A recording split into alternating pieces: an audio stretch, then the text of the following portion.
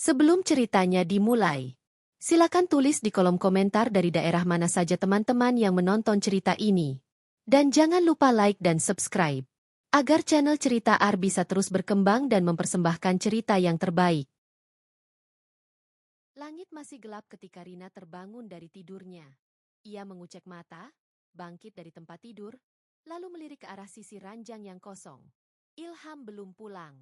Ia menarik napas panjang, menunduk sejenak, sebelum bangkit menuju dapur. Rutinitasnya dimulai sejak fajar, menanak nasi, menyiapkan sarapan, menyeduh kopi untuk Ilham, dan mempersiapkan seragam sekolah Putri, anak sulung mereka yang kini duduk di bangku kelas 11. Dapur kecil itu menjadi saksi setiap detak waktu yang ia jalani. Wajah Rina tak asing bagi kesunyian pagi dan ketenangan yang perlahan ditelan keramaian. Tangan-tangannya lincah menyiapkan bekal. Matanya sesekali melirik jam dinding. Sudah pukul 5:20, tapi suara motor Ilham belum terdengar di depan rumah. Ia duduk sejenak di meja makan, menatap dua cangkir kopi yang belum disentuh. Rasa dingin di jari-jarinya perlahan menjalar ke dada, tapi ia memilih diam. Sudah hampir 2 minggu Ilham pulang larut malam, katanya kerjaan kantor menumpuk. Rina tidak membantah. Ia tidak pernah bertanya lebih, karena setiap kali ia mengeluh, Ilham selalu menanggapi dengan amarah. Lebih baik diam, pikir Rina. Diam yang lama-lama menjadi kebiasaan. Putri bangun setengah jam kemudian, wajahnya masih mengantuk, tapi ia menyapa ibunya dengan senyum. Pagi, Bu, ucap Putri sambil duduk di kursi makan. Pagi, sayang. Mau roti atau nasi uduk? Rina menatap anaknya sambil menyodorkan dua pilihan. Nasi uduk aja, Bu. Lebih kenyang. Putri tertawa kecil. Rina ikut tertawa, tapi tawanya tidak sampai ke mata. Ia melirik arah pintu, masih berharap Ilham tiba-tiba muncul. Papa belum pulang ya, Bu? Tanya Putri pelan sambil menyendok nasi ke piring. Rina mengangguk pelan. Katanya lembur lagi. Putri terdiam, matanya menyipit. Tiap hari lembur terus ya, Bu? Rina tak menjawab, hanya tersenyum tipis. Ia tahu anaknya cukup pintar untuk memahami hal-hal yang tak bisa diucapkan langsung. Setelah Putri berangkat sekolah, Rina mencuci piring-piring dan membersihkan rumah seperti biasa. Ia menyapu, mengepel, merapikan pakaian Ilham, dan menyetrika baju-baju yang menumpuk. Tubuhnya mungkin lelah, tapi pikirannya lebih berat. Ia mulai merasa ada sesuatu yang tak beres sejak 2 minggu lalu. Ilham semakin sulit diajak bicara, sering terlihat gelisah, dan selalu membawa HP kemanapun pergi, bahkan ke kamar mandi. Hari itu, Ilham baru pulang menjelang siang. Rina yang sedang menyiram bunga di halaman depan, segera berdiri ketika mendengar suara motor suaminya. Ia memperhatikan Ilham turun dari motor dengan mata merah dan tubuh lelah. Baru pulang? Tanya Rina lembut. Ilham hanya mengangguk tanpa menatapnya. Ia masuk ke dalam rumah, melempar tas kerja ke sofa, lalu berjalan ke kamar tanpa berkata apapun. Rina mengikutinya dari belakang, lalu mengambilkan handuk. Mandi dulu ya, udah siang. Ilham menerima handuk itu tanpa suara. Aku capek banget, jangan banyak tanya. Rina hanya diam, menggigit bibirnya. Ia kembali ke dapur dan memanaskan makanan. Ketika Ilham selesai mandi, ia sudah menyiapkan sepiring nasi, tempe goreng, dan sayur asem. Makan dulu, nanti masuk angin, ucap Rina sambil meletakkan piring di atas meja makan. Ilham duduk dan mulai makan. Di sela-sela suapan, HP-nya berdering. Rina melihat sekilas layar HP itu menyala. Ada nama yang tertulis, Mel. Ilham cepat-cepat mengambil HP dan menjauh. Masuk ke kamar sambil menjawab telepon dengan suara pelan. Rina berdiri kaku, jantungnya berdetak lebih cepat. Nama itu bukan nama yang ia kenal. Bukan teman kantor Ilham. Bukan keluarga. Rina tidak berani mengintip atau menguping. Ia hanya berdiri di dapur, memegang gelas kosong sambil menatap lantai. Ia merasa ada sesuatu yang mengganjal, tapi belum cukup berani untuk menyelam lebih dalam. Ilham keluar dari kamar setelah sekitar 15 menit, tanpa menjelaskan siapa yang menelepon. Ia memakai jaket dan bersiap pergi lagi. Mau kemana, Mas? Tanya Rina pelan. Ilham menghela napas panjang. Ketemu klien. Jangan tanya terus. Ya. Maaf? Rina mengangguk. Ilham pergi. Suara motor menjauh. Rina duduk di kursi makan, menatap piring bekas Ilham yang belum sempat dicuci. Ia merasa seperti sedang berjalan dalam lorong gelap, tidak tahu kemana arah ujungnya. Tapi ia tahu, sejak hari itu, dirinya mulai berubah. Ia tidak lagi sepenuhnya percaya. Malam harinya, Putri pulang dari les dan langsung masuk ke kamar. Beberapa menit kemudian ia keluar, duduk di ruang tengah dengan wajah sedikit serius. Bu, aku mau tanya. Papa akhir-akhir ini aneh, ya? Putri membuka pembicaraan dengan hati-hati. Rina menoleh. Kenapa kamu tanya begitu? Aku lihat story orang di sekolah tadi, ada yang posting papa lagi di kafe. Tapi bukan sama orang kantor. Sama cewek muda, kayak anak SMA. Rina terdiam. Jantungnya kembali berdetak cepat. Kamu yakin? Putri mengangguk. Nggak kelihatan jelas, tapi cueknya pakai seragam. Seragam SMA swasta dekat sekolahku. Aku yakin itu papa. Rina menghela napas panjang. Tangannya gemetar saat meraih gelas di meja. Tolong screenshot story-nya. Putri mengangguk. Udah, aku simpen. Tapi cewek itu akun private.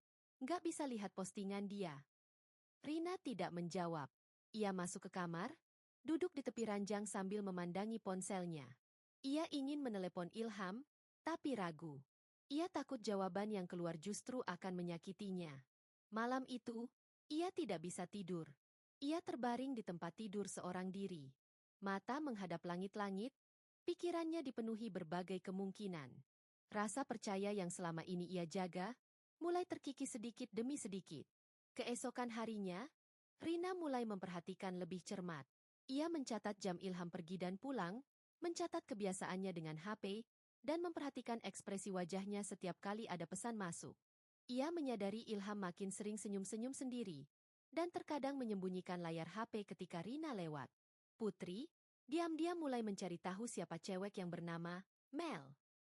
Ia menemukan akun Instagram bernama Melia SCH yang sering memposting foto dengan caption menggoda. Salah satunya menampilkan tangan pria dewasa yang sedang menggenggam tangan perempuan di atas meja makan. Tidak ada wajah, tapi gelang di tangan pria itu sangat mirip dengan milik Ilham. Gelang kulit yang dibelikan Rina 2 tahun lalu saat ulang tahun pernikahan. Putri menunjukkan foto itu kepada ibunya. Rina hanya diam, tak sanggup berkata apapun. Ia memegang layar ponsel itu lama sekali, menatapnya dengan mata kosong. Hari-hari berikutnya, kecurigaan Rina semakin kuat. Setiap detik yang ia lalui terasa seperti menunggu bom waktu meledak. Ia tidak ingin gegabah, tapi juga tak bisa terus hidup dalam ketidakpastian. Suatu sore, Ilham pulang dengan wajah lelah. Ia masuk ke kamar tanpa bicara sepatah kata pun. Rina mengikuti dari belakang dan berdiri di pintu. Mas, bisa kita bicara sebentar? Ilham menoleh. Apa lagi sih? Aku cuma mau nanya, kamu kenal sama yang namanya Melia? Ilham terdiam sejenak. Tatapannya berubah. Kamu ngapain buka-buka HP aku? Aku nggak buka. Putri lihat kamu di kafe bareng cewek berseragam SMA. Dia yang nunjukin. Ilham berdiri, suaranya naik. Kamu ngajak anakmu buat ngawasin aku? Gila kamu. Rina? Aku cuma tanya, ucap Rina dengan suara tenang. Ilham mengambil jaketnya, berjalan keluar rumah tanpa berkata apapun. Pintu dibanting keras. Rina duduk di ujung tempat tidur, menggenggam dadanya yang terasa sesak. Ia tahu, dari situlah semuanya akan dimulai. Suasana rumah terasa hampa sejak perdebatan kecil itu terjadi. Rina tidak lagi berani bertanya. Sementara Ilham semakin sering keluar rumah dengan alasan pekerjaan. Setiap sore, Rina menatap kursi kosong di ruang makan, menunggu Ilham yang tak kunjung pulang, atau pulang dengan wajah muram dan mata yang selalu terhindar dari pandangannya. Putri, yang sejak awal sudah merasa ada yang tidak beres, semakin aktif menyelidiki. Ia mengamati aktivitas media sosial Melia secara diam-diam. Meskipun akunnya terkunci, banyak teman-temannya yang juga mengikuti Melia. Dari situlah Putri mulai menggali informasi. Bu, cewek itu memang sekolah di SMA Merah Putih, dekat jalan raya besar itu, kata Putri sambil menunjukkan layar ponselnya. Aku nemu ini dari akun temennya. Mereka sering main bareng. Rina menatap layar, Melihat foto Melia tersenyum manja dengan rambut panjang terurai, seragam ketat, dan pose yang menggoda. Cantik ya, lirih Rina. Suaranya terdengar lebih sebagai gumaman pilu daripada pujian. Putri hanya mengangguk. Tapi nggak sepantasnya dia dekat sama papa. Apa kamu yakin itu benar-benar papa? Putri menatap ibunya, lalu mengeluarkan satu video pendek berdurasi 5 detik. Dalam video itu, terlihat seorang pria dewasa mengenakan kemeja biru tua sedang duduk berhadapan dengan Melia di sebuah kedai kopi. Tangan mereka nyaris bersentuhan di atas meja. Wajah Ilham tak terlihat sepenuhnya. Tapi dari sisi wajah dan jam tangan yang dipakainya, Rina tahu itu suaminya. Rina tak bisa lagi menyangkal. Ia hanya terdiam lama. Matanya berkaca-kaca tapi tak ada air mata yang jatuh. Ia meraih tangan Putri dan menggenggamnya erat. Bu, kita harus buktiin. Kalau perlu, kita ikutin dia, ujar Putri dengan serius. Rina mengangguk, meski masih ragu. Ia belum pernah melakukan hal semacam itu sebelumnya. Menguntit suami, menyelidiki, memata-matai. Tapi kali ini, ia merasa harga dirinya sebagai istri dan ibu sedang diuji. Keesokan harinya, Rina berpura-pura tak tahu apa-apa. Ia tetap menyiapkan sarapan, tetap menyeduhkan kopi, dan tetap bertanya, "Kerja lagi, Mas?" Seperti biasanya. Ilham menjawab seadanya, "Ada meeting sama klien." "Semangat ya," kata Rina sambil menyelipkan uang 200.000 ke saku jaket Ilham, yang sebenarnya tak butuh uang itu. Ilham hanya mengangguk, lalu bergegas keluar. Tak tahu bahwa sore nanti, langkahnya akan diikuti. Setelah Ilham pergi, Rina bersiap. Ia mengenakan kerudung, membawa tas selempang kecil berisi ponsel dan tisu, serta mengenakan sandal datar agar tak menimbulkan suara mencolok. Putri sudah menunggu di luar rumah dengan motor. "Kita ikut dari jauh aja ya, Bu. Jangan terlalu dekat. Aku udah lihat GPS dari ponsel papa. Ternyata HP papa masih terkoneksi sama akun Google yang aku tahu sandinya," jelas Putri sambil menyalakan motor. Rina sedikit terkejut tapi juga kagum pada kecerdikan anaknya. "Kamu belajar dari mana itu semua?" Putri hanya tersenyum. "Dari hidup." Perjalanan mengikuti Ilham memakan waktu hampir 1 jam. Mereka menjaga jarak dengan hati-hati. GPS menunjukkan Ilham berhenti di sebuah ruko kecil yang disulap menjadi kafe dengan interior semi-industrial yang modern. Putri memarkir motor agak jauh, lalu mereka berjalan kaki mendekati kafe. Dari balik jendela besar berlapis stiker transparan, Rina bisa melihat Ilham duduk di meja sudut. Di depannya, Melia duduk mengenakan seragam sekolah, senyumnya lebar, tangannya memegang tangan Ilham dengan manja. Rina tak sanggup berdiri lebih lama. Ia mundur beberapa langkah, menunduk dalam-dalam, lalu bersandar di dinding bangunan sebelah. Dadanya sesak, kakinya lemas. Ia ingin menangis, ingin berteriak, ingin masuk dan menghancurkan semuanya. Tapi ia masih bisa menahan diri. Putri memeluk ibunya dari samping. "Sabar ya, Bu. Kita kumpulin bukti dulu. Biar mereka nggak bisa ngelak." Rina mengangguk sambil menyeka air matanya dengan punggung tangan. "Iya, kita lihat sampai sejauh mana mereka berani." Malam itu, Rina tak tidur. Ia duduk di meja makan sendirian, menatap kosong ke arah dinding. Ia menolak makan malam, menolak ajakan Putri untuk berbicara, dan menolak semua bentuk hiburan. Ketika Ilham pulang, pukul 11:10, Rina hanya menatapnya dari jauh. Ilham mencium pipi Rina seperti biasa, tapi Rina tidak membalas. Tatapannya tajam tapi datar. Ilham tak menyadarinya. Keesokan harinya, Rina mengirim pesan ke sahabat lamanya, Sari, yang bekerja di firma hukum. "Sari, aku butuh bantuanmu. Aku ingin tahu cara menangani suami yang selingkuh secara hukum." Sari menjawab cepat, "Ada bukti." "Sedikit. Tapi bisa ditambah.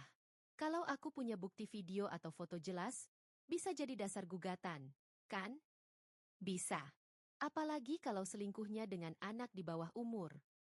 Rina tertegun membaca kalimat itu. Melia masih SMA. Belum cukup umur untuk hubungan seperti itu. Ia bisa menuntut Ilham bukan hanya atas perselingkuhan, tapi juga atas dasar hukum yang lebih berat. Sejak hari itu, Rina dan Putri mulai menyusun strategi. Mereka menyewa seseorang untuk mengambil foto dan video secara diam-diam. Dalam seminggu, mereka sudah memiliki lebih dari cukup bukti.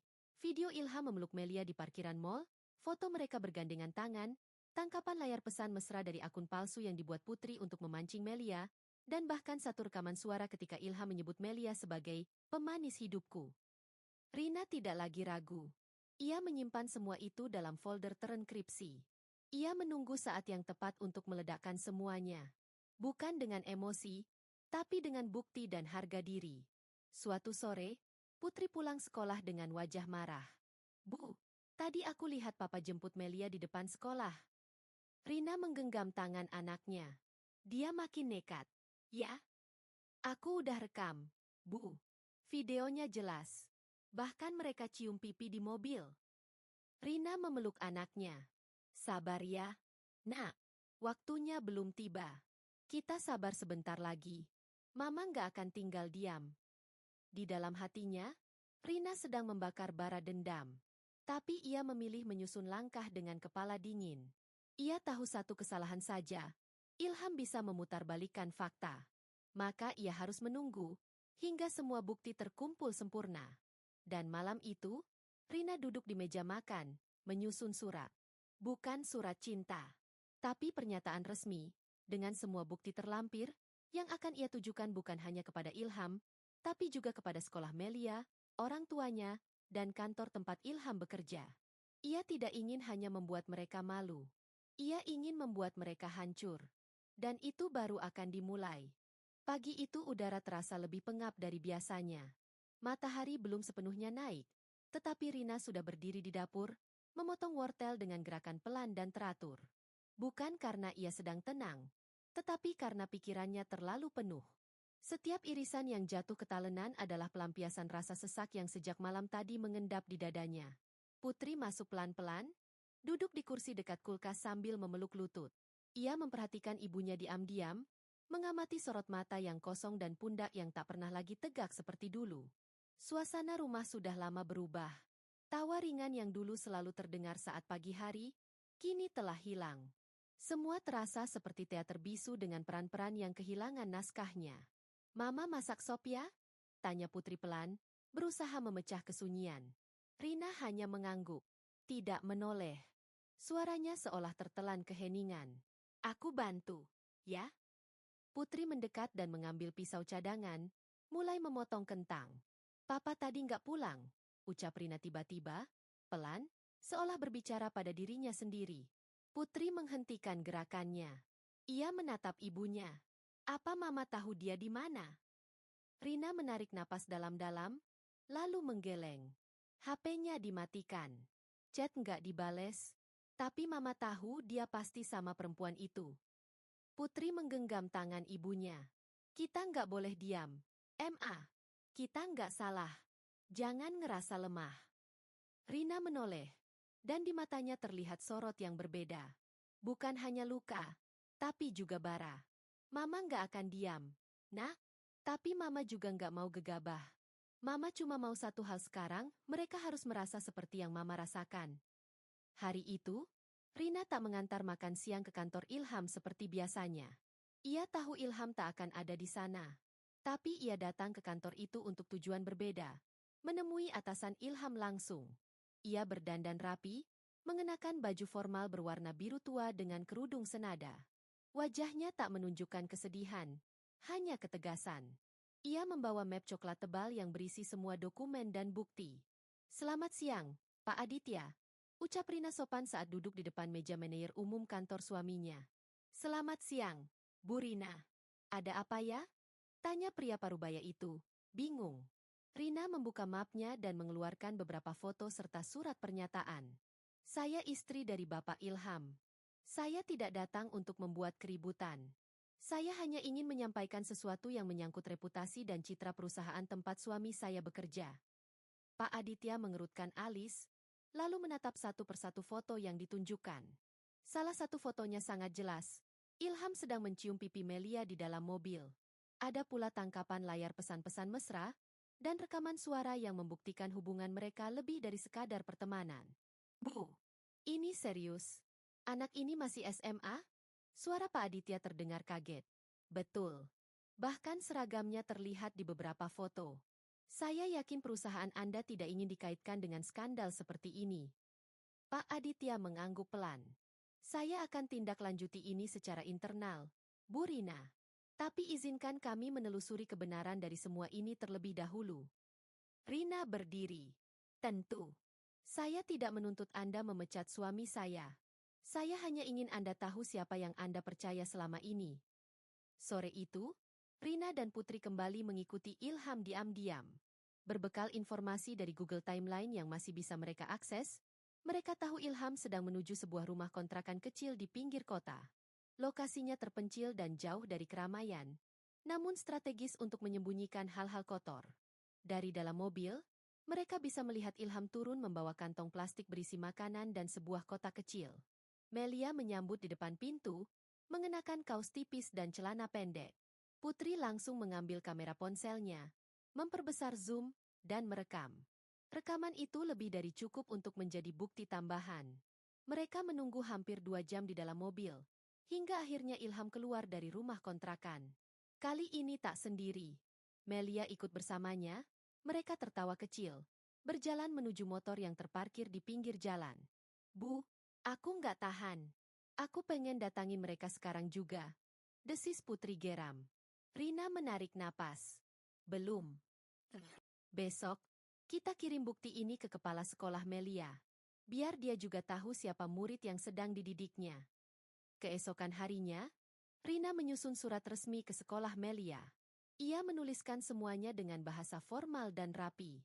Di akhir surat, ia melampirkan foto-foto dan video singkat, cukup untuk membuat pihak sekolah tidak bisa membantah. Putri yang mengantar surat itu sendiri ke sekolah. Ia masuk ke ruang tata usaha, meminta bertemu kepala sekolah langsung. Setelah menyampaikan surat, ia hanya berkata satu kalimat. Tolong lihat ini baik-baik. Itu murid di sekolah ini. Dan pria itu ayah saya. Kepala sekolah terlihat syok. Ia tidak langsung menjawab. Tapi ekspresinya cukup menjelaskan bahwa surat itu akan menjadi pembicaraan besar di kalangan internal. Pulang ke rumah, Putri merasa lega. Tapi Rina tak sepenuhnya puas. Ia masih menyiapkan satu kejutan lagi. Ia tahu Melia tinggal bersama tantenya karena orang tuanya bekerja di luar kota. Maka Rina pun menghubungi kontak lama yang ia tahu pernah mengenal orang tua Melia. Setelah berhasil, ia mengirim surat dan semua bukti ke alamat rumah mereka di Solo. Hari berikutnya, Ilham pulang lebih awal dari biasanya. Wajahnya tegang. Ia membanting tas ke sofa dan menatap Rina dengan mata tajam. Kamu kirim sesuatu ke kantorku? Tanyanya. Nada suaranya menggigit. Rina tersenyum tipis. Apa maksudmu? Jangan pura-pura. Rina, aku hampir dipecat gara-gara semua bukti itu. Bukti apa? Foto kamu ciuman sama anak SMA? Atau pesan-pesan mesra kalian? Jangan bilang itu bukan kamu. Ilham terdiam. Wajahnya memerah. Untuk pertama kalinya, ia tak bisa mengelak. Melia dipanggil sekolah. Orang tuanya juga tahu. Semua karena kamu. Bukan karena aku, potong Rina cepat. Karena kamu. Karena kamu nggak bisa jaga komitmen. Karena kamu ngerusak rumah tangga sendiri. Ilham membanting gelas ke lantai. Pecah. Putri langsung keluar dari kamar, berdiri di samping ibunya. Papa nggak punya hak marah. Serunya. Kami cuma bales perbuatan papa. Itu aja. Anak kurang ajar. Kamu ikut campur urusan orang tua. Aku cuma bela mama. Karena cuma mama yang masih waras di rumah ini. Rina menatap suaminya. Matanya kini tajam. Silakan marah. Tapi kamu udah kalah. Ilham. Semua orang tahu siapa kamu sebenarnya. Kamu yang mempermalukan diri sendiri. Ilham tak bisa berkata apa-apa lagi. Ia masuk ke kamar, membanting pintu. Rina dan Putri saling menatap. Untuk pertama kalinya dalam beberapa bulan terakhir, mereka merasa menang. Tapi Rina tahu, ini baru awal. Harga yang akan dibayar Ilham masih panjang, dan ia akan memastikan Ilham tidak akan pernah melupakannya. Pagi itu rumah masih senyap. Udara terasa berat seperti penuh beban tak kasat mata. Matahari menyelinap dari sela-sela tirai jendela dapur, tapi sinarnya tak cukup menghangatkan suasana hati Rina. Ia duduk di meja makan sambil menatap piring kosong. Sendok di tangannya tak bergerak. Pikiran masih tersangkut pada kejadian semalam. Ilham belum juga keluar dari kamar. Sejak kemarin malam, pria itu mengunci diri. Tak ada suara, tak ada gerakan. Pintu kamar tetap tertutup rapat seolah menyembunyikan sisa-sisa harga diri yang mulai runtuh. Putri keluar dari kamar sambil membawa tas sekolahnya. Ia menoleh ke arah ibunya dan tersenyum kecil. Walau canggung. Mama udah makan. Rina hanya menggeleng pelan. Putri mendekat lalu duduk di samping ibunya. Aku mau ke sekolah. Tapi nanti aku minta izin lebih cepat pulang ya. Temenku udah ngabarin. Kabar tentang Melia udah nyebar di sekolah. Rina mengangguk. Kamu hati-hati ya. Nak, jangan sampai kamu terseret masalah. Putri menggenggam tangan ibunya. Aku nggak takut. Malah kalau bisa semua orang tahu siapa cewek itu dan siapa laki-laki yang ngerusak rumah kita. Setelah Putri berangkat, Rina masuk ke kamar mandi, membasuh wajahnya, lalu berdiri di depan cermin cukup lama. Ia memandangi dirinya sendiri. Perempuan berusia 39 tahun, kulit sawo matang, wajah kelelahan karena beban pikiran, rambut yang mulai sering diikat seadanya, mata sembab karena malam-malam tanpa tidur. Namun dari pantulan itu pula ia melihat sesuatu yang mulai tumbuh. Tekad. Bukan hanya untuk bertahan, tapi untuk bangkit. Ia tak mau lagi hanya jadi korban. Ia ingin jadi pengadil di rumahnya sendiri. Pukul 9 pagi, pintu kamar Ilham akhirnya terbuka. Ia keluar dengan langkah lamban, mata sayu dan rambut berantakan. Ia duduk di sofa ruang tengah tanpa sepatah kata. Rina menyuguhkan secangkir kopi panas, tapi tak berkata apa-apa. Ilham menatapnya. Kamu puas sekarang? Rina duduk di kursi seberang. Belum. Aku baru mulai. Ilham mencibir. Kamu pikir kamu menang? Aku tidak sedang bertanding. Ilham. Aku cuma ngasih kamu cermin. Supaya kamu tahu siapa diri kamu sebenarnya. Ilham menatap istrinya tajam. Kamu bikin hidupku hancur. Bukan aku. Kamu sendiri. Kamu yang selingkuh. Kamu yang menjatuhkan harga diri kamu sendiri. Aku sayang dia, Rina. Ucapan itu menusuk seperti pisau. Tapi Rina tetap duduk tenang. Sayang? Sama anak SMA. Dia ngerti aku. Dia bikin aku merasa dihargai. Dan aku, 20 tahun jadi istrimu. Aku yang dampingi kamu dari susah. Dari nol, dari kamu masih kerja jadi staf kontrak. Aku nggak ngerti kamu. Gitu? Ilham menunduk, lalu mendesah. Aku cuma lelah.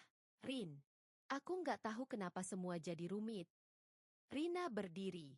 Kamu yang bikin rumit. Kamu punya pilihan untuk jujur. Tapi kamu pilih dusta. Sekarang, terima konsekuensinya.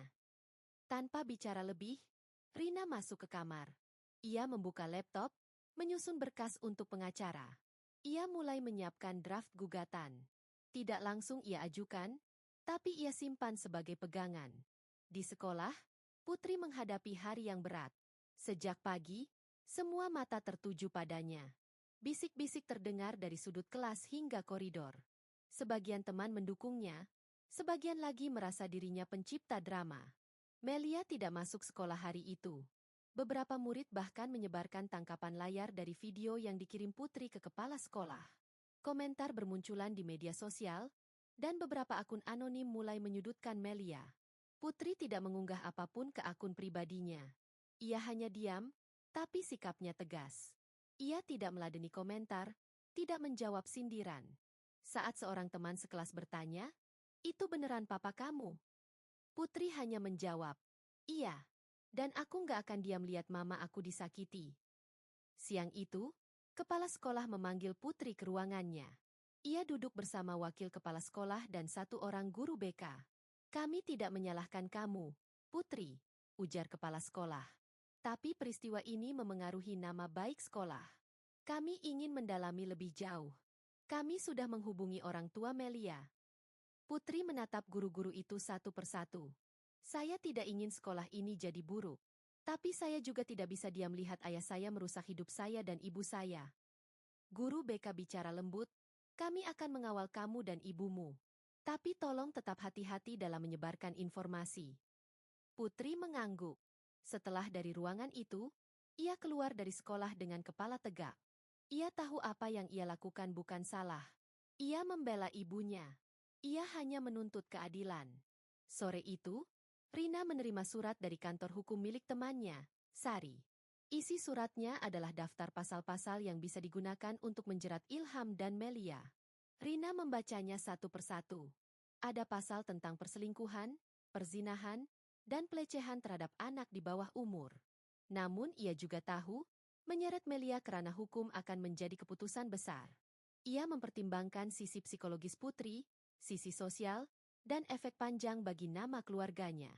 Malamnya, saat makan bersama, Putri berkata pelan, "Ma, kita harus mikirin baik-baik. Aku nggak keberatan kalau Mama mau laporin Papa. Tapi Mama harus siap kalau semuanya makin ribut."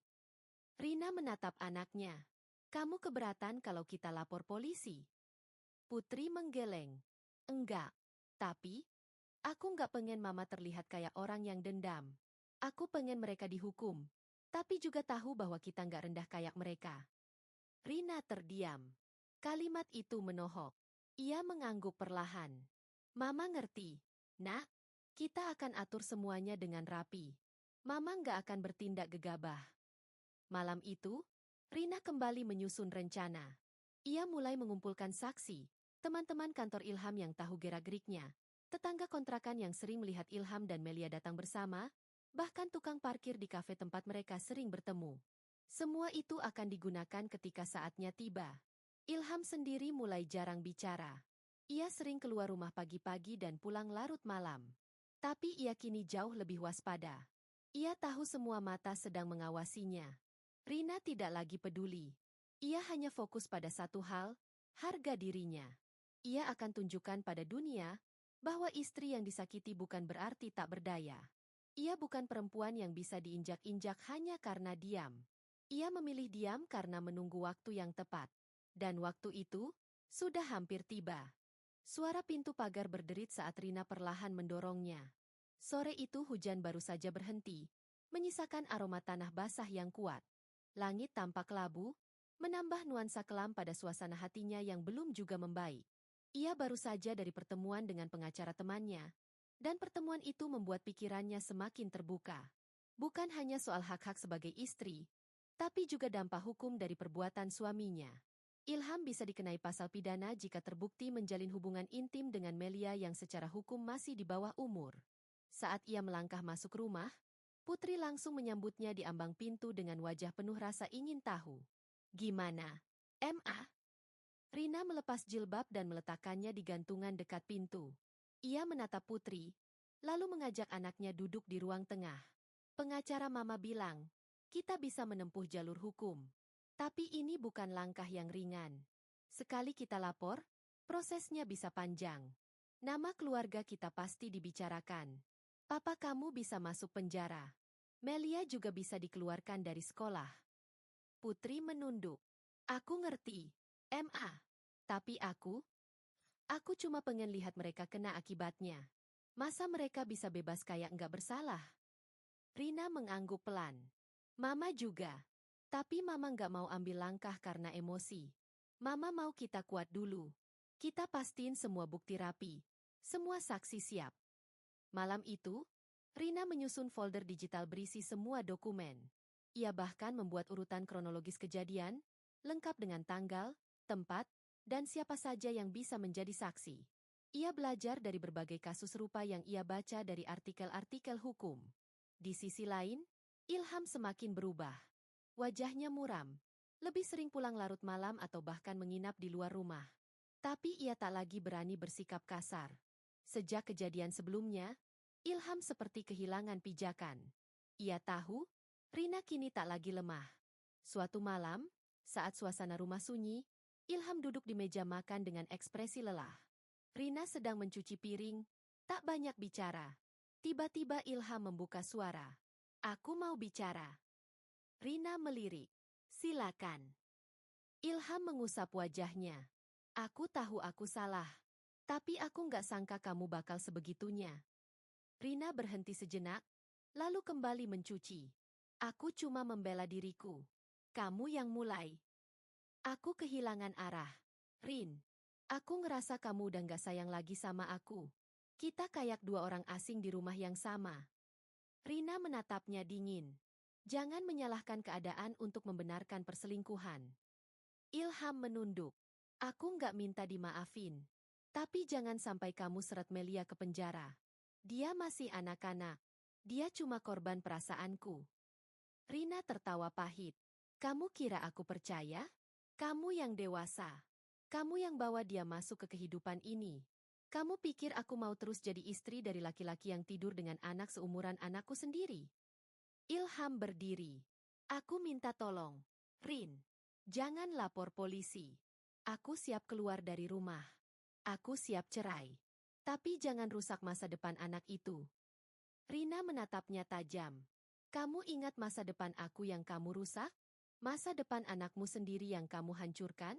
Kamu pikir semudah itu kamu bisa kabur dari tanggung jawab? Ilham terdiam. Matanya basah. Tapi Rina tak tergerak. Ia tahu air mata itu tak tulus. Itu air mata ketakutan, bukan penyesalan. Keesokan harinya, Putri bertemu dengan sahabatnya, Nita, di taman belakang sekolah. Mereka duduk di bawah pohon besar, jauh dari keramaian. Aku dengar Melia sekarang tinggal sama orang tuanya di Solo. Katanya disuruh balik ke sana karena masalah ini, ucap Nita. Putri menarik napas. Ya, udah seharusnya. Dia harus tahu perbuatannya nggak kecil. Tapi, banyak yang bilang kamu kejam. Put, kamu tega banget ngelaporin dia. Putri menatap sahabatnya. Aku cuma bela mama aku. Kalau kamu lihat gimana papa aku nyakitin mama, kamu juga bakal lakuin yang sama. Nita mengangguk pelan. Aku ngerti. Tapi, kamu kuat banget. Put, aku nggak tahu kalau aku ada di posisi kamu, aku bisa sekuat itu apa nggak? Putri tersenyum hambar. Aku nggak kuat, Nit, tapi aku nggak punya pilihan. Hari-hari selanjutnya dipenuhi dengan proses hukum informal. Rina menemui beberapa orang saksi, meyakinkan mereka untuk bersaksi jika nanti dibutuhkan. Ia juga menyimpan 2 rekaman percakapan antara dirinya dan Ilham, di mana Ilham mengakui hubungan dengan Melia. Itu cukup untuk menjadi alat bukti jika perkara dibawa ke meja hijau. Namun tekanan sosial mulai terasa. Beberapa tetangga mulai bergunjing. Bisik-bisik di warung depan rumah mulai terdengar setiap kali Rina lewat.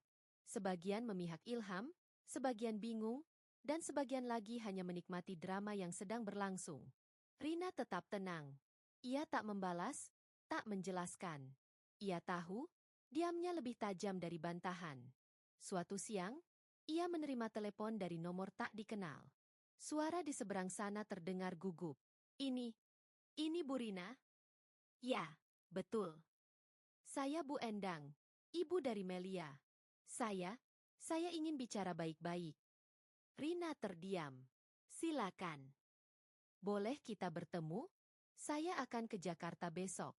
Saya mohon, beri kami kesempatan bicara. Rina menyetujui. Pertemuan itu dijadwalkan di sebuah kafe kecil di dekat rumah. Ketika hari itu tiba, Bu Endang datang bersama suaminya. Wajah mereka penuh penyesalan. Mereka meminta maaf berulang kali, menjelaskan bahwa Melia masih labil dan tidak menyadari dampak dari tindakannya. Dia anak kami satu-satunya. Bu, kata Pak Rahmat. Kami mohon, jangan bawa ini ke pengadilan. Kami siap tanggung jawab. Apapun yang ibu minta, kami ikuti. Asal jangan sampai anak kami punya catatan hukum. Rina menatap mereka dalam-dalam. Ia tidak membenci mereka. Tapi ia juga tak bisa melupakan rasa sakit yang ia derita selama berbulan-bulan. Aku belum putuskan apa-apa, jawab Rina akhirnya. Tapi kalian harus tahu, anak kalian bukan sekadar korban. Dia juga pelaku. Dia tahu Ilham sudah menikah. Tapi dia tetap jalani hubungan itu. Bu Endang menangis. Kami akan jaga dia. Kami janji. Kami mohon, beri dia kesempatan kedua. Rina menunduk. Suasana kafe jadi hening. Ia tahu keputusannya akan mengubah jalan cerita semua orang. Tapi satu hal yang pasti, siapapun yang menyakitinya, harus merasakan perihnya luka yang ia telan sendiri selama ini. Sejak pertemuan dengan orang tua Melia di kafe kecil itu, benak Rina seperti ladang sunyi yang terus diguyur hujan gerimis. Tidak deras, tapi cukup untuk membuat tanahnya becek dan licin. Ia duduk di depan cermin kamar sambil menyisir rambut pelan. Sudah 3 malam ia tidak tidur nyenyak. Ia bingung harus memilih arah mana. Pagi itu, rumah sepi. Putri sudah berangkat ke sekolah. Sementara Ilham belum juga pulang sejak semalam. Rina bangkit dari tempat duduk, berjalan menuju ruang tamu sambil membawa map besar berisi bukti-bukti dan dokumen hukum. Ia duduk di sofa, membuka satu persatu berkas sambil menghela napas berat. Ia memandangi 2 surat peringatan yang sudah disiapkan pengacaranya. Satu untuk melaporkan Ilham ke kepolisian atas dugaan perzinahan dan pelecehan terhadap anak di bawah umur, dan satu lagi sebagai gugatan cerai ke pengadilan agama. Ia belum menandatangani keduanya. Tangannya sempat gemetar saat menyentuh pulpen di atas meja. Ia menatap meja kosong itu cukup lama. Bukan ragu, hanya bertanya-tanya. Apakah ia sedang bertindak sebagai istri yang terluka atau ibu yang sedang melindungi anaknya? Siang harinya, suara sepeda motor terdengar berhenti di halaman. Rina mengintip dari balik jendela. Ilham pulang. Rambutnya berantakan, wajahnya lelah, dan mata sembab. Ia membuka pintu perlahan dan langsung menuju kamarnya tanpa menatap Rina sedikitpun. Namun, Rina berdiri di depan kamar dan mengetuk pintu keras. Ilham, keluar. Kita bicara sekarang. Ilham tidak menjawab, tapi beberapa detik kemudian pintu terbuka. Ia berdiri dengan wajah kusut. Aku udah capek. Rina? Aku juga. Tapi kita belum selesai. Ilham mengusap wajahnya. Kamu masih mau lanjut hukum-hukuman itu? Kalau kamu pikir semua bisa beres cuma dengan kamu ngilang semalam, kamu salah besar. Balas Rina dengan mata menatap tajam. Aku udah bilang aku nyesel. Kamu cuma takut. Bukan nyesel. Kamu cuma nggak mau hidup kamu hancur. Kamu nggak pernah mikir hidup aku, hidup Putri, dan semua harga diri yang kamu injak. Ilham duduk di kursi dekat jendela. Matanya kosong. Aku cuma pengen hidup normal lagi. Normal menurut kamu? Selingkuh sama anak SMA? Bohongin istri sendiri? Ninggalin anakmu? Itu normal. Ilham membisu. Rina melangkah pelan ke meja dan meletakkan 2 surat di atasnya. Satu ini buat laporan polisi. Satu lagi buat pengadilan agama. Aku belum tanda tangan. Tapi aku bisa kapan saja. Ilham menatap surat itu dengan wajah ngeri. Tolong, Rina. Aku udah hancur. Jangan tambah hancurin aku. Rina tersenyum miring. Kamu pikir aku nggak hancur? Kamu pikir Putri baik-baik aja? Kamu nggak tahu apapun tentang luka yang kamu tanam. Ilham bangkit berdiri, nyaris menangis. Aku tahu aku nggak pantas minta maaf. Tapi aku mohon jangan laporin Melia. Dia masih anak-anak. Rina mengangkat tangan. Cukup. Kamu yang buat ini semua. Kalau kamu benar-benar menyesal, kamu tahu harus mulai dari mana. Keluar dari rumah ini. Sekarang. Tanpa membantah lagi, Ilham akhirnya pergi malam itu juga. Ia membawa koper kecil dan beberapa baju. Tak ada pelukan, tak ada tangis, hanya pintu rumah yang ditutup pelan. Hari-hari berikutnya diisi dengan keheningan yang berbeda. Tanpa Ilham, rumah terasa lebih lapang. Tapi bukan karena hilangnya beban. Justru karena semua luka kini terbuka dan menganga tanpa penyangga. Putri lebih banyak bicara dengan ibunya. Di meja makan, mereka sering diam bersamaan, saling memandangi tapi tak tahu harus berkata apa. Mama nggak mau balas dendam, kan? Tanya Putri suatu malam. Rina tersenyum pelan. Mama cuma pengen keadilan. Dan Mama pengen kamu tahu, hidup ini nggak selalu tentang menang atau kalah. Tapi tentang tahu kapan harus berhenti menanggung beban orang lain. Putri menunduk. Aku dukung Mama. Apapun yang Mama pilih. Hari Minggu berikutnya, Rina duduk di ruang pengacara. Kali ini bukan untuk bertanya, tapi untuk memutuskan. Ia ingin tetap mengajukan cerai, tapi ia memutuskan tidak melaporkan Melia secara pidana. Ia hanya ingin Ilham bertanggung jawab sebagai suami dan ayah. Pengacaranya sempat terkejut. Bu Rina, Anda yakin? Ini kesempatan langka. Dia bisa dihukum. Rina mengangguk. Saya nggak mau anak orang lain dihancurkan seperti saya. Biarkan dia tanggung rasa malu, bukan jeruji. Tapi saya tetap ingin hak saya sebagai istri dan ibu putri. Saya nggak mau hidup saya digantung lagi. Surat cerai resmi diajukan seminggu kemudian. Ilham sempat menolak. Tapi setelah diberitahu bahwa Rina tak akan menarik laporan selama ia menolak bercerai, akhirnya ia menyetujui. Kabar tentang perceraian mereka mulai menyebar. Tetangga mulai berhenti bergosip karena kelelahan mengikuti kabar yang terus berubah. Beberapa mulai menghormati keberanian Rina. Banyak yang datang diam-diam, bahkan mengaku pernah mengalami hal yang serupa, tapi tak berani bersuara. Sore itu, Rina duduk di teras rumah. Hujan gerimis kembali turun. Ia memandangi halaman yang mulai ditumbuhi rumput liar. Dari dalam rumah, Putri keluar membawa 2 cangkir teh panas. Mereka duduk berdampingan. "Mama udah siap dengan semua ini?" tanya Putri pelan. Rina mengangguk. "Siap nggak siap, harus dijalanin. Tapi Mama nggak nyesel." Putri menatap ibunya dengan mata berkilat. "Aku bangga sama Mama." Hujan turun makin deras. Tapi hati Rina terasa lebih ringan. Ia belum sepenuhnya sembuh. Tapi ia tahu, luka ini tidak akan membunuhnya. Justru dari luka ini, ia menemukan dirinya kembali. Dan perang yang lebih besar sudah ia menangkan. Perang melawan kelemahan dan keraguan di dalam dirinya sendiri. 2 minggu telah berlalu sejak surat gugatan cerai dikirim ke pengadilan agama. Selama itu pula, rumah Rina berubah menjadi tempat yang jauh lebih tenang meski kadang terasa sepi. Bukan sepi karena kehilangan, melainkan sepi yang menenangkan, seperti udara pagi setelah badai reda. Pagi itu Rina terbangun lebih awal dari biasanya. Ia bangun bukan karena gelisah, tapi karena tubuhnya sudah terbiasa dengan kesibukan baru. Ia menyeduh teh hijau di dapur, lalu membawa cangkirnya ke ruang belakang yang sudah lama tak ia sentuh. Ruang kecil yang dulunya dijadikan tempat menjahit dan menyulam saat Putri masih kecil. Kini, Rina merapikannya dan mulai mengubah ruangan itu menjadi ruang kerja kecil. Ia membuka laptop yang sudah berdebu.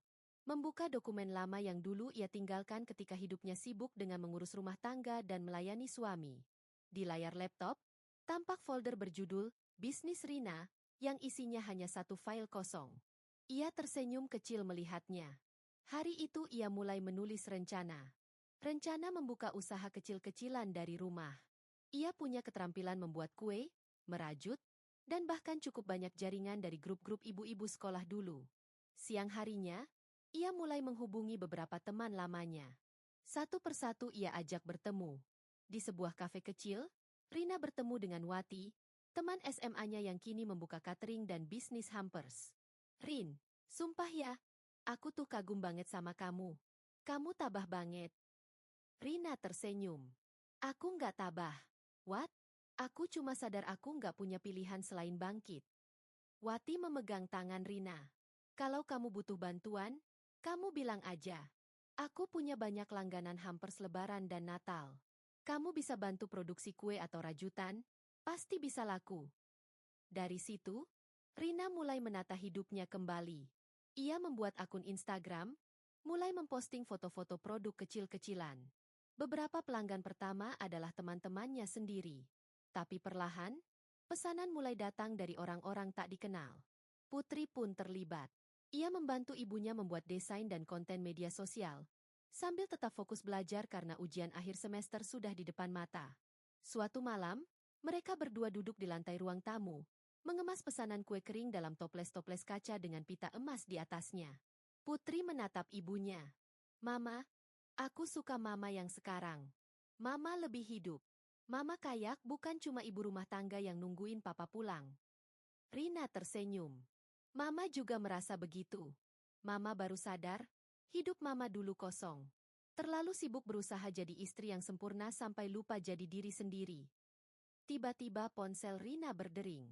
Nama yang tertera di layar membuat jantungnya berdegup sedikit lebih cepat. Ilham.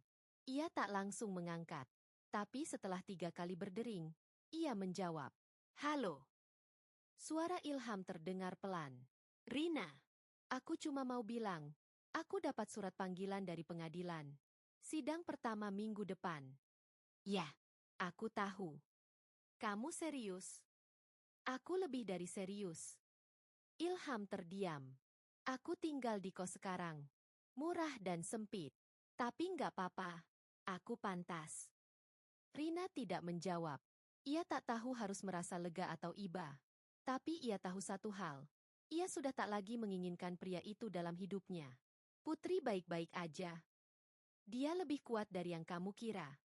Setelah percakapan itu, Rina menutup ponsel dan kembali mengikat pita toples.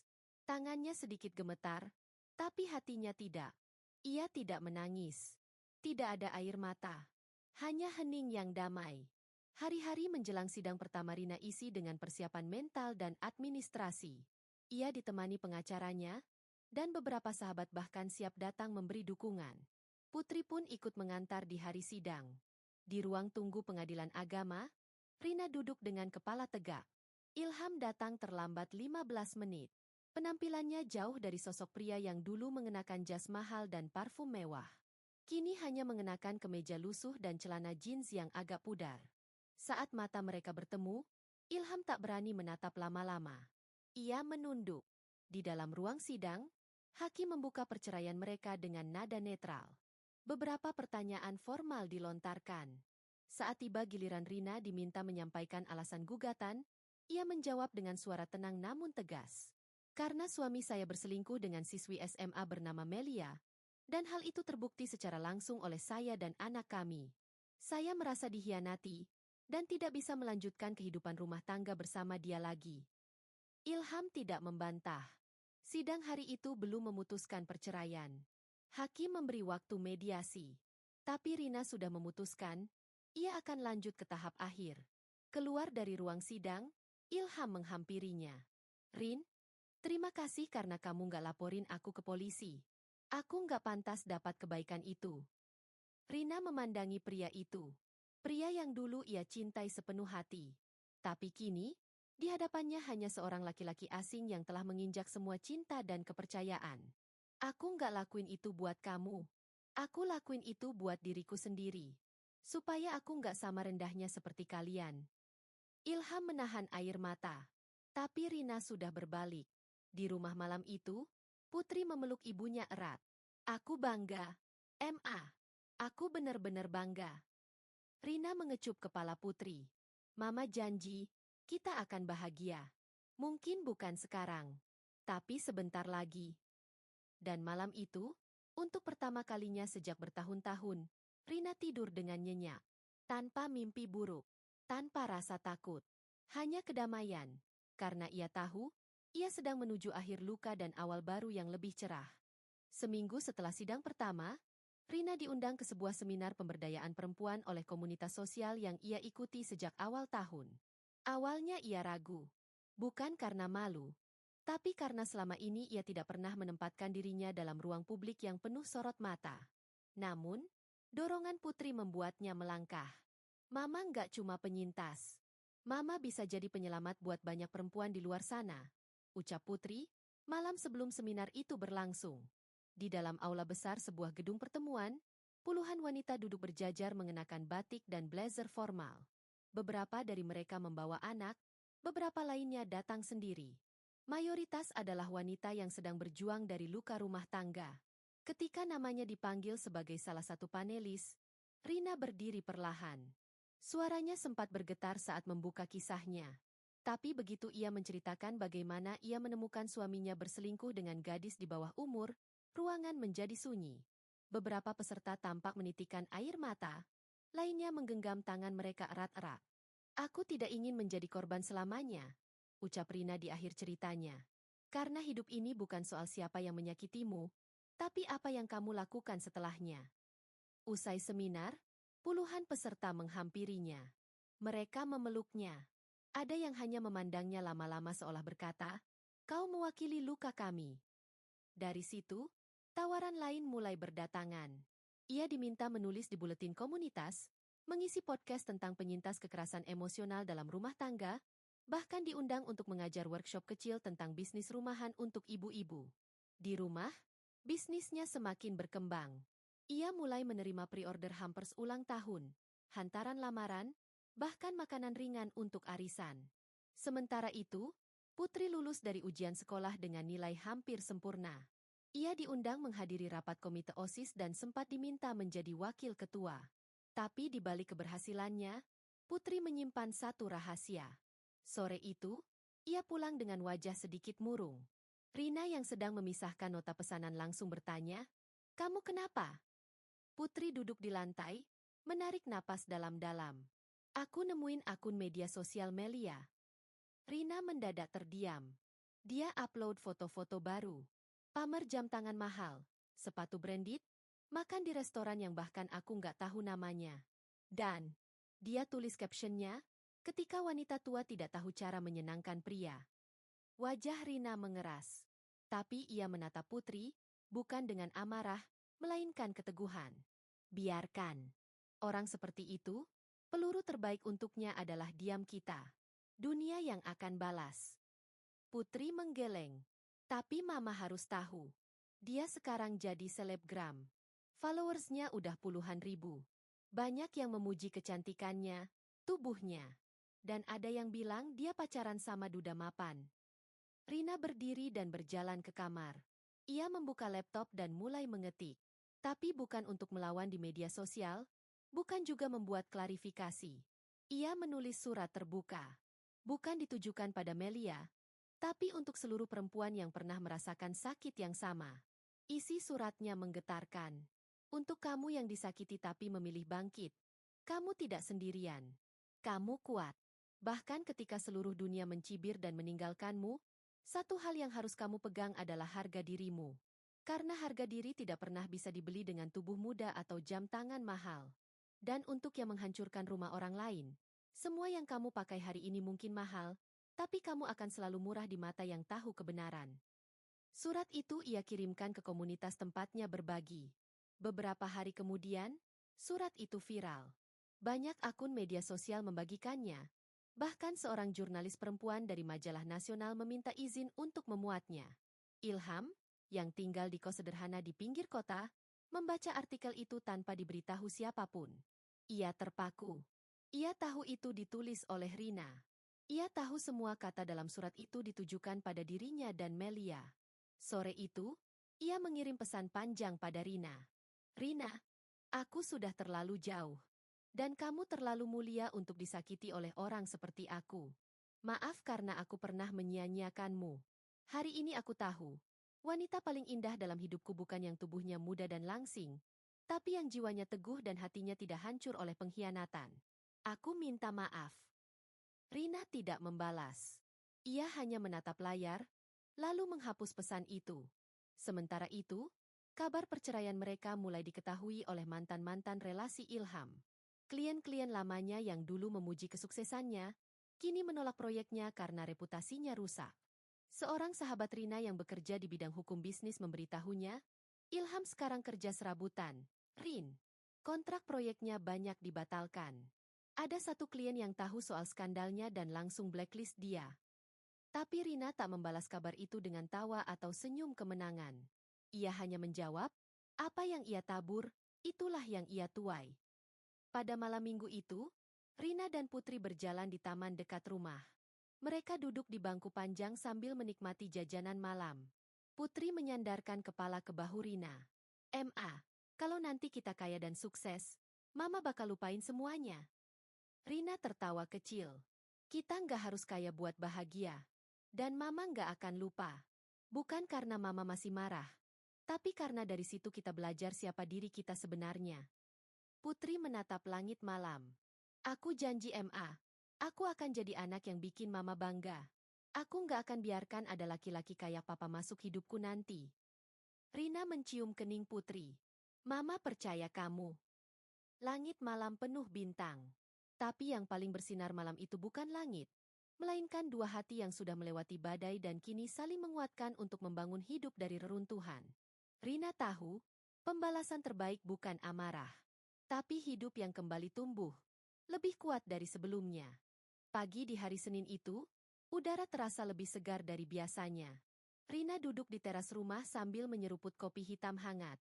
Sejak membuka usaha kecilnya, ritme paginya tak lagi sekadar sibuk menyambut Ilham atau menyiapkan makan pagi untuk pria yang kini hanya tinggal nama. Ritme hidupnya kini miliknya sepenuhnya.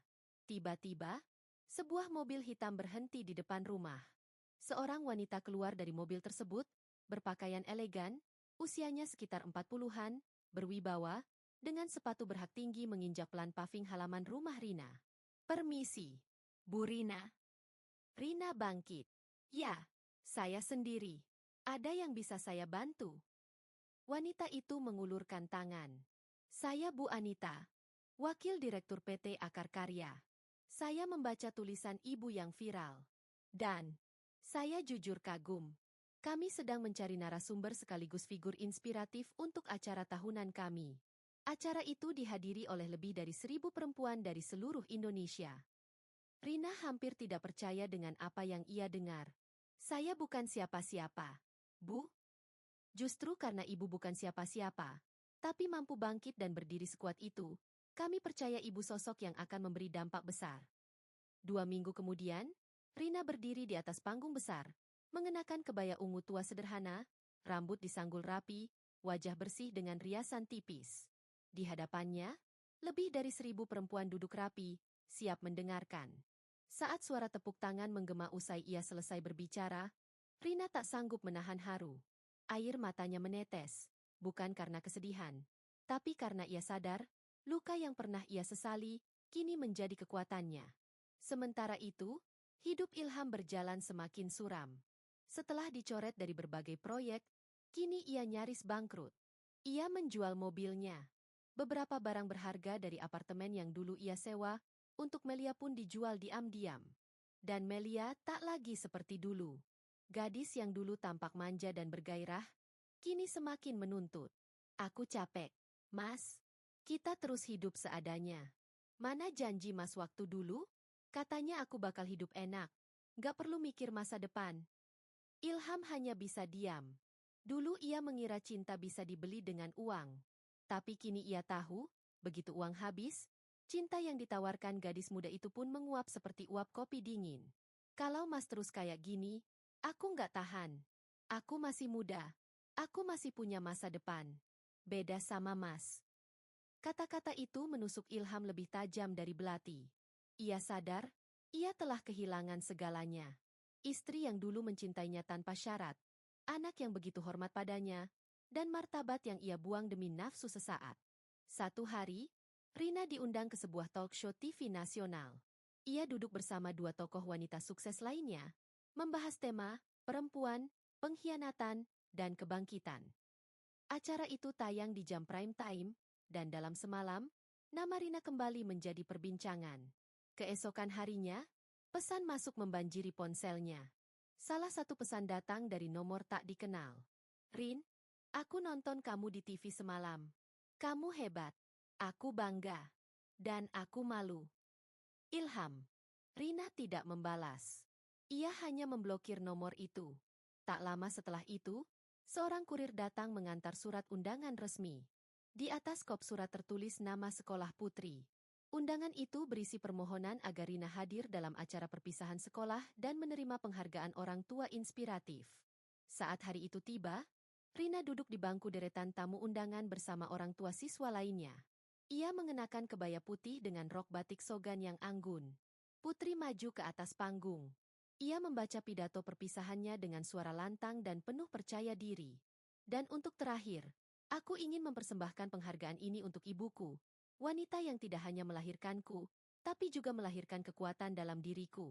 Tanpa mama, aku bukan siapa-siapa." Seluruh ruangan berdiri dan bertepuk tangan. Beberapa bahkan menitikkan air mata. Ketika Putri turun dari panggung dan memeluk ibunya, Rina berbisik di telinganya. "Kita menang, Nak. Kita menang tanpa harus membalas dengan kebencian." Malam harinya, Putri menunjukkan video baru dari akun media sosial Melia. Kali ini gadis itu berbicara sambil menangis. "Aku capek dihina. Aku cuma pengin bahagia. Aku nggak tahu kalau semua ini bakal seberat ini. Aku bener-bener nyesel." Video itu menjadi viral. Komentar publik terbagi dua. Ada yang mencibir, ada yang bersimpati. Tapi Rina tidak peduli. Ia hanya menatap Putri dan berkata, "Biarkan mereka bermain di lumpur. Kita sudah jauh meninggalkan tempat itu."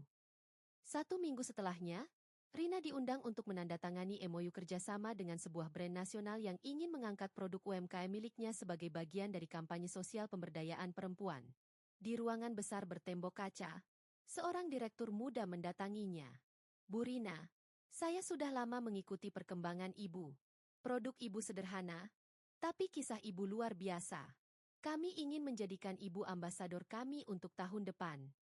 Rina tertawa kecil. Saya cuma ibu rumah tangga yang pernah jatuh. Justru itu kekuatan ibu. Di sebuah sudut lain kota, Ilham duduk di warung kecil, makan nasi goreng dingin. Ia menonton layar televisi kecil di atas etalase. Di layar itu, muncul wajah Rina yang sedang tersenyum, memberikan sambutan di depan ratusan perempuan. Suara narasi TV berbunyi, dari luka menjadi cahaya. Rina, perempuan yang tidak menyerah. Kisahnya kini menginspirasi ribuan perempuan di Indonesia. Ilham menunduk. Nasi di piringnya tak lagi menggugah selera. Ia menyesal. Tapi waktu tidak pernah bisa diputar ulang. Kini ia hanya bisa menyaksikan dari jauh. Wanita yang dulu ia abaikan, kini bersinar lebih terang dari siapapun yang pernah ada di hidupnya. Dan ia? Hanya bayangan yang tertinggal dalam ingatan. Langit pagi di kota Jakarta itu cerah, tapi udara dingin masih menempel di kulit. Di halaman rumah yang kini dipenuhi tanaman gantung dan pot-pot bunga warna-warni, Rina berdiri memandangi mobil box yang baru saja menurunkan puluhan dus berisi produk lokal hasil kolaborasi bisnis barunya. Di balik setiap kemasan, tercetak nama brand yang ia bangun, Rina Rumah Rasa. Sebuah nama yang awalnya ia pilih karena kesederhanaan, tapi kini telah menjelma menjadi simbol kekuatan dan keteguhan perempuan. Ponselnya berdering. Di layar, tertera nama, Putri. Iya, sayang. Emma, aku keterima beasiswa ke Jepang. Mama aku lolos. Suara Putri nyaris melengking. Rina tak bisa berkata apa-apa. Ia menutup mulutnya dengan tangan, air mata meleleh tanpa disuruh. Putri beneran bakal sekolah di tempat yang Putri impikan. Semua perjuangan Mama, semua malam Mama nggak tidur, semua sabar Mama, ini semua berbuah. Aku bangga banget jadi anak Mama. Tangis Rina pecah, pelan tapi dalam. Di ujung sana, Putri pun menangis. Mereka menangis dalam diam, karena tahu bahwa tangis itu bukan sekadar bahagia, tapi hasil dari luka yang mereka lewati bersama. 2 bulan berlalu. Di sebuah pusat perbelanjaan mewah di bilangan Senayan, Rina menghadiri peluncuran produk hasil kerjasama dengan sebuah perusahaan besar. Para tamu berdandan rapi, kamera televisi berjajar, dan wartawan saling bergantian mewawancarai tamu penting. Ketika giliran Rina naik ke atas panggung, ruangan hening. Ia berdiri dengan anggun, mengenakan blus putih dan kain tenun elegan, wajah bersinar bukan karena riasan, tapi karena ketenangan batin yang sulit ditandingi. Semua ini bukan karena saya hebat, ucapnya. Tapi karena saya memilih untuk tidak hancur, meski saya dijatuhkan oleh orang yang seharusnya menjaga saya. Tepuk tangan bergema. Salah satu tamu, seorang sosialita ternama, berbisik ke temannya. Dulu katanya dia ibu rumah tangga biasa, ya? Sekarang, lihat dia. Luar biasa. Sore itu, usai acara, Rina berjalan ke parkiran untuk pulang. Tapi langkahnya terhenti ketika seorang lelaki dengan pakaian lusuh berdiri tak jauh dari mobilnya. Pria itu gemetar, wajahnya pucat, mata cekung tak terawat. Rina? Suara itu berat. Nyaris tak terdengar. Rina menatapnya sebentar. Wajah itu dulu pernah ia cintai. Dulu pernah ia tangisi. Dulu pernah ia doakan setiap malam. Tapi kini yang ia lihat hanya bayangan lelaki yang telah lama mati di hatinya. Aku minta maaf, ucap Ilham lirih. Aku kehilangan semuanya. Rin. Bahkan Melia, dia ninggalin aku 2 minggu lalu. Katanya dia bosan hidup miskin. Aku nggak punya siapa-siapa lagi. Rina hanya menatapnya. Tapi damai. Aku udah nggak marah lagi. Katanya pelan. Tapi aku juga nggak punya tempat buat kamu di hidupku sekarang. Ilham mengangguk. Aku tahu. Aku cuma pengen minta maaf. Dan bilang kamu hebat. Aku nggak pernah layak untuk kamu. Rina tersenyum tipis. Dulu kamu benar. Sekarang pun masih. Ilham tertunduk. Tak berkata apa-apa lagi. Ia berbalik dan berjalan menjauh. Perlahan, seperti bayangan yang akhirnya menyerah pada senja. Malam harinya, Rina duduk di kamarnya, menatap foto putri kecil di dinding. Ia membayangkan putri yang akan berangkat ke Jepang minggu depan. Ia membayangkan dirinya, di masa lalu, yang takut hidup sendiri, takut kehilangan suami, takut menghadapi dunia. Tapi kini, semua ketakutan itu telah ia lampaui. Ponselnya berbunyi. Sebuah pesan dari nomor tak dikenal. Apa kamu masih ingat aku? Kak Rina? Aku Melia. Aku tahu aku nggak pantas bicara lagi. Tapi aku cuma mau bilang satu hal. Aku hancur sekarang. Semua yang aku banggakan dulu hilang. Aku nggak punya siapa-siapa. Tapi setelah baca tulisan kakak yang viral itu, aku sadar aku bukan cuma penghancur rumah orang. Aku juga penghancur hidupku sendiri. Maaf, Kak. Maaf karena pernah jadi sebodoh itu. Rina membaca pesan itu perlahan. Lalu ia balas. Kamu masih muda, Mel. Hidupmu belum selesai. Tapi jika kamu ingin berubah, jangan hanya menyesal. Berbuatlah sesuatu. Untuk dirimu sendiri. Karena tidak ada yang akan menolongmu kalau kamu terus menyalahkan keadaan. Tidak lama, Melia membalas. Terima kasih, Kak. Kakak lebih mulia dari siapapun yang pernah aku kenal. Suatu saat aku akan balas pesan ini dengan bukti bahwa aku sudah berubah. Rina tersenyum. Untuk pertama kalinya sejak semua kekacauan itu dimulai, ia merasa selesai.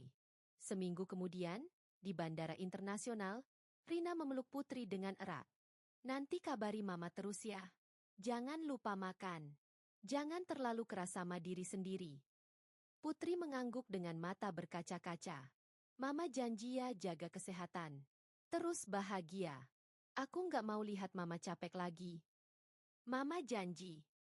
Pesawat membawa Putri menjauh dari tanah tempat mereka pernah hancur, tapi juga tempat mereka bangkit. Dan ketika Rina pulang ke rumah yang kini terasa lebih tenang dari sebelumnya, ia duduk di ruang tamu, menyeduh teh hangat, membuka jendela, dan menatap langit sore yang penuh cahaya lembut. Dari reruntuhan pengkhianatan, ia membangun istana kekuatan. Dari luka, ia menumbuhkan harapan. Dari hinaan, ia menciptakan kehormatan. Dan kini, dalam diamnya yang damai, ia tahu. Ia menang.